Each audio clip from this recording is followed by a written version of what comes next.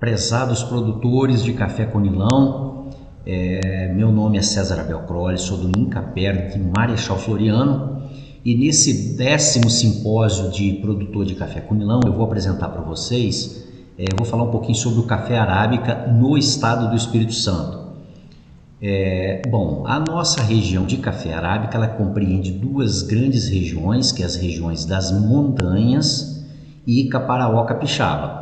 Como dá para ver nas fotografias, né, uma região bastante montanhosa, né, a dificuldade de mecanização é muito grande, mas uma região que vem nas últimas décadas mantendo tanto a área plantada, né, e melhorando a produtividade e a competitividade no mercado nacional e internacional.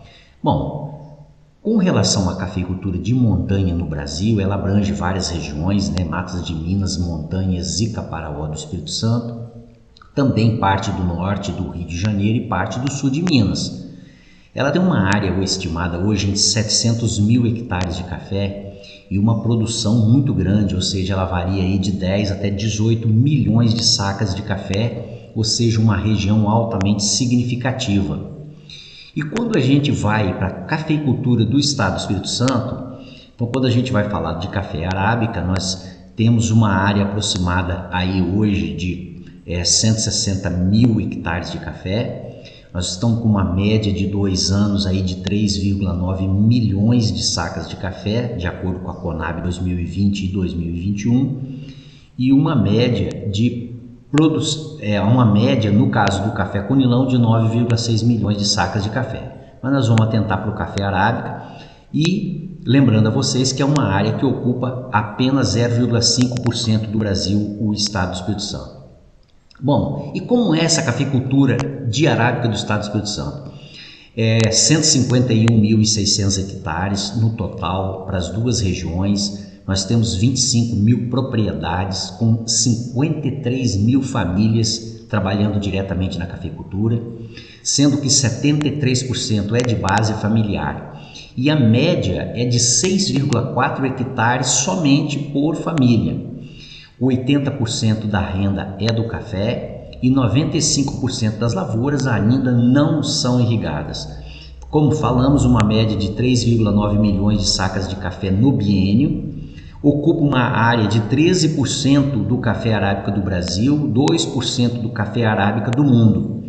E a nossa produtividade média, conforme vamos mostrar numa figura logo em seguida, a média de produtividade de 2 anos está com 25,95 sacas por hectare.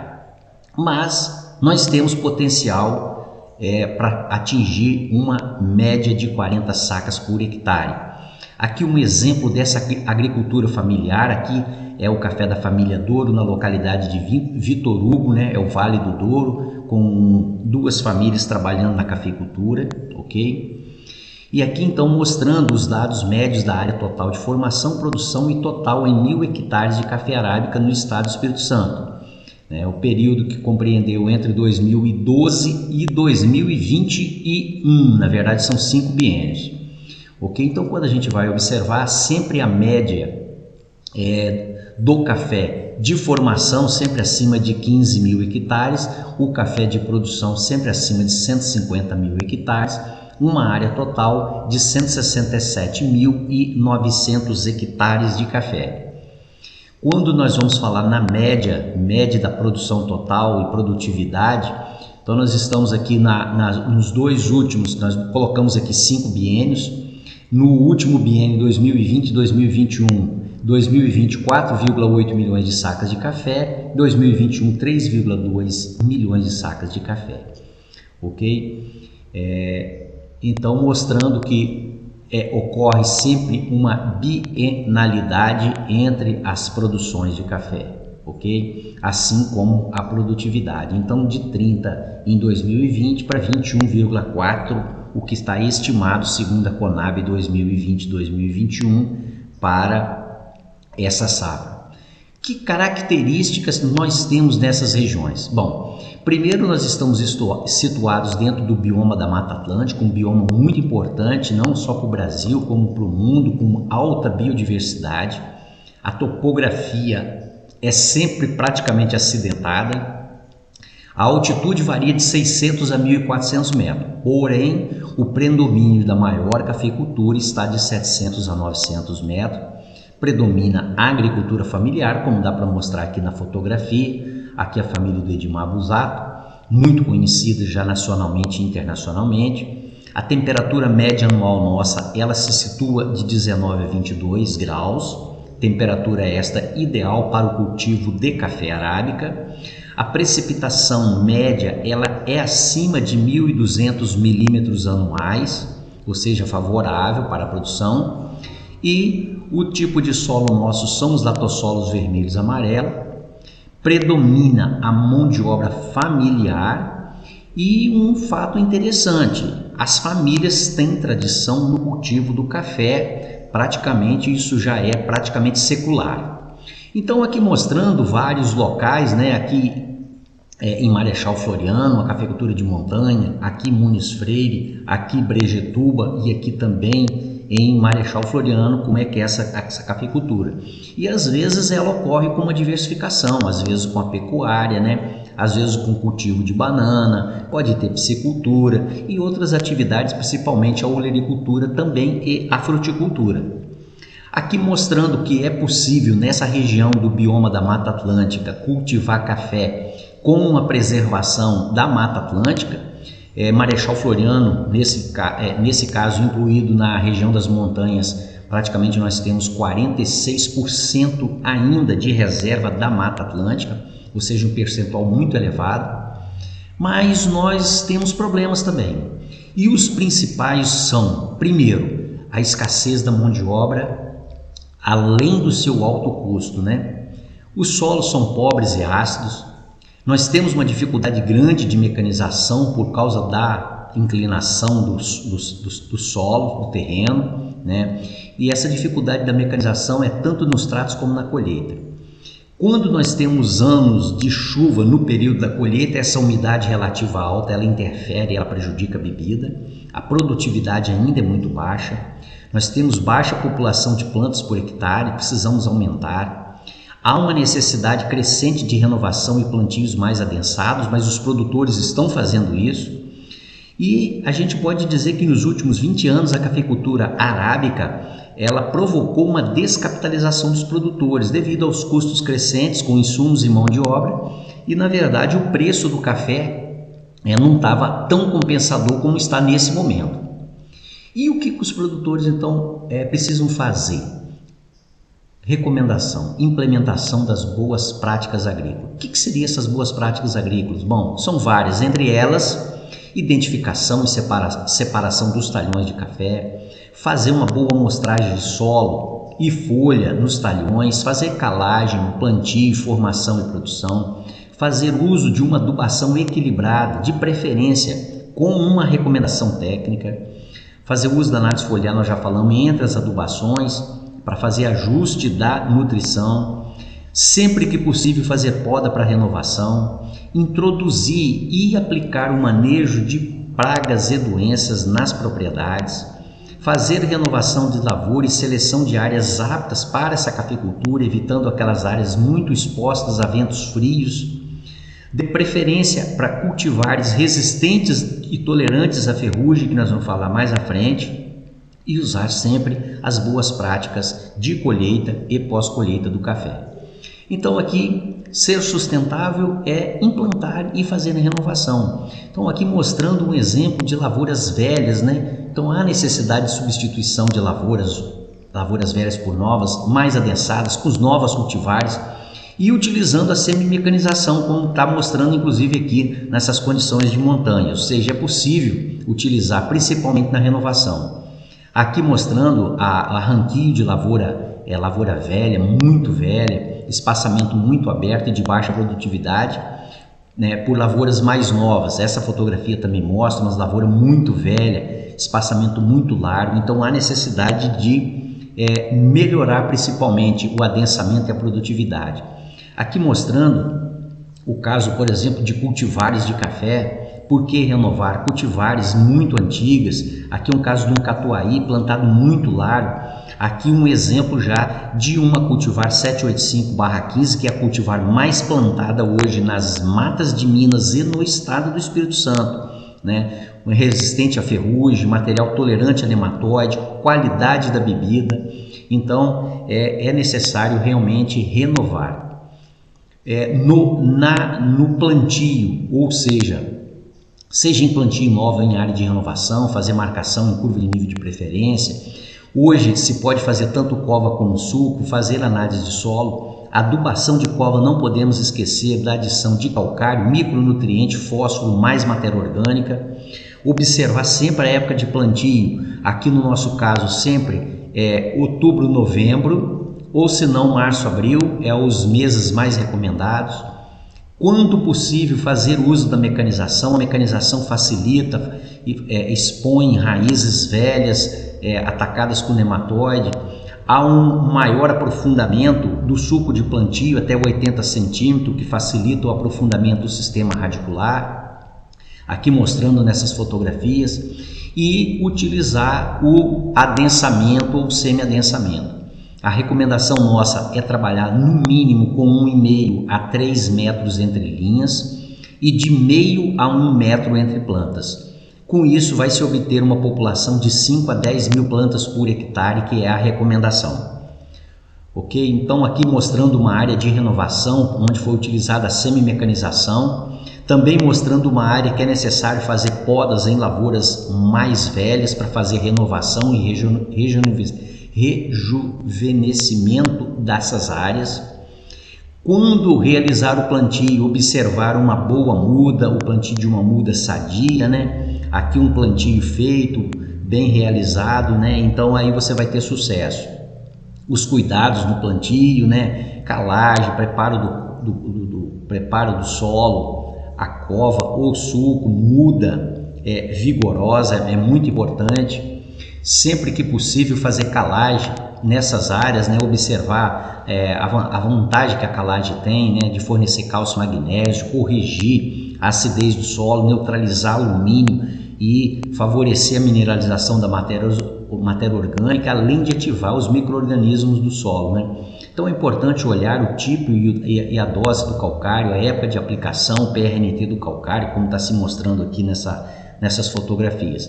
Então sempre todo cuidado com a calagem, lembrando que a calagem ela tem que ser feita muito bem espalhado, de preferência dentro da copa, né, do cafeeiro, aqui mostrando calagem sendo realizada, foi realizada, né? É necessário fazer essa correção. Os nossos solos têm muita matéria orgânica, a necessidade de calcário é muito grande na nossa região, em função da do pH, está muito ácido, e da alta concentração de matéria orgânica. Ok? Sempre que possível, nos meses entre dezembro e fevereiro, fazer análise de solo corretamente para verificar a necessidade de fazer um ajuste na recomendação de adubação. Cultivares de café. Hoje nós temos várias cultivares de café com tolerância e ou resistência à ferrugem, como no caso, por exemplo, os catucaís amarelos 785/15, 2SL 24137-20/15. Todos esses cafés estão sendo muito plantados hoje e com uma boa adaptação. Catucaís vermelho também o 785/15, o 19/8 e o 36/6. O acauã e o arara. Esses são os materiais hoje mais plantados, não só no Espírito Santo, mas também nas matas de Minas, com obtenção de produtividades muito elevadas, boa adaptação, tolerância para a ferrugem, como é o caso, por exemplo, do 2SL do 24137 e o 2015. Já os materiais, o 785/15, tanto o vermelho como o amarelo, o 19/8, o 36/6, o acauã e o arara, com resistência para a ferrugem do café. O 785/15, vermelho e amarelo, com tolerância para nematóide. Acauã e arara e o 19/8, que é o japi, assim como o 36/6, tolerância para regiões mais secas. Aqui mostrando então esses materiais, quando você vê, por exemplo, um plantio de um catucaís amarelo 2SL ao lado de um catuaí vermelho, como que você vê a desfolha provocada pela ferrugem, Então aqui você vê já o 2SL do lado aqui, o material tolerante para ferrugem. Aqui a gente vê o arara totalmente resistente para ferrugem, o 785/15 aqui com tolerância para ferrugem, praticamente resistente à ferrugem, um catuai altamente infectado pela ferrugem do café, e aqui o 24/137 como exemplos. Então nós temos bons materiais genéticos. Sempre que possível, fazer um manejo com tipo de poda. Tem vários tipos de poda que podem ser introduzidas de acordo com o espaçamento, com a idade da lavoura, seja o decote baixo, o decote médio, o decote alto, a recepa baixa ou a recepa alta. Aqui mostrando exemplos de poda, de trabalho que a gente fez aqui no município de Marechal Floriano. Aqui mostrando esse adensamento com alta produtividade, porte alto, associando aqui a preservação da Mata Atlântica e produção de café. Aqui mostrando uma lavoura, por exemplo, que foi dobrada, era um café de 3,5 por 1,5, foi feita uma dobra com catucaí amarelo 2SL, vocês observam como a lavoura fechou, lavoura com alta produtividade. Sempre que possível fazer pulverização foliar com os micronutrientes, boro, cobre, manganês e zinco, apesar de que a gente sabe que o boro, a adição dele é via solo, mas também deve-se fazer a pulverização via foliar, e não deixar de colocar cobre, zinco e manganês via foliar, devido à dificuldade que nós temos desses solos, principalmente para absorção via solo desses micronutrientes. E na pulverização foliar pode também ser feito controle de pragas, como é o caso da broca do bicho mineiro, prevenção de foma, também de ferrugem, cercosporiose, etc. Mostrando aqui uma maneira de você mecanizar com o uso do canhão atomizador, mas tem outras formas de mecanização. O canhão, a nível de associação de produtores, ele funciona muito bem, né? É uma maneira de você fazer pulverização muito rápida e fornecer microelementos para o cafeeiro. Se possível, fazer microterraceamento, terraceamento para mecanização. Aqui um exemplo, dá para se trabalhar com microterraceamento na cafeicultura de montanha. Claro que inicialmente nós temos um custo elevado para isso, mas tem muitos produtores fazendo. É importante a turma jovem fazer a sucessão familiar, então isso é possível fazer. Aqui eu estou dando o exemplo da própria família minha aqui, no caso específico, né? E aí você praticando todas essas boas práticas agrícolas, vem os resultados. Então aqui você vai ter uma lavoura muito bem formada, né? Uma lavoura com alta produtividade, e dá para fazer isso na região de montanhas, ok? Aqui mostrando que com trabalho, técnica e muita dedicação, você consegue obter sucesso e altas produtividades. Ainda falando, nós não podemos esquecer da sustentabilidade associada com a produção de cafés especiais. Nas últimas 2 décadas, a produção de cafés especiais tomou uma dimensão muito grande no estado do Espírito Santo, tanto para produtores muito pequenos, médios, grandes e muito grandes. E todos com benefícios, com resultados altamente satisfatórios. O estado do Espírito Santo foi colocado praticamente no mundo, né, conhecido internacionalmente como produtor de alta qualidade nos seus cafés, tanto na região das montanhas como no Caparaó. A região das montanhas principalmente produzindo o cereja descascado, e a região do Caparaó produzindo os cafés naturais. E nós temos que pensar que nós temos que ter cuidado na colheita e na pós-colheita, de preferência sempre fazer uma colheita com o máximo grau de maturação do café, porque a gente sabe que a qualidade da bebida está relacionada com um alto percentual de maturação do fruto, seja ele de cor vermelha, seja ele de cor amarela. Não podemos esquecer que o mercado exige rigoroso controle de qualidade em todas as etapas. Então, se você errar na hora que você for comercializar um café, seja com número de defeitos ou seja na característica da xícara, os defeitos eles vão ser vistos, eles vão ser percebidos, não vão passar despercebidos, ok? E aqui eu vou apresentar para vocês um trabalho que a gente realizou aqui durante 4 anos consecutivos na na região das montanhas aqui, Marechal Floriano, com 25 diferentes genótipos de maturação muito precoce, médio, tardio e muito tardio. Esses materiais tinham material altamente resistente à ferrugem, moderadamente resistente e altamente suscetível à ferrugem, várias características genéticas, né? E porte com alto vigor e produtividade. E o objetivo nosso com esse trabalho era avaliar se existia diferença na análise sensorial entre esses genótipos de café. Então todo o cuidado foi feito, né? O material foi todo colhido, nós avaliamos a produtividade, o rendimento, peneiras com todo o cuidado, aqui mostrando os detalhes, a colheita seletiva, a catação a dedo, né? O processamento de secagem, seja ele natural ou seja descascado, a classificação desse café até o final com análise sensorial de 5 avaliadores profissionais. E o que a gente obteve?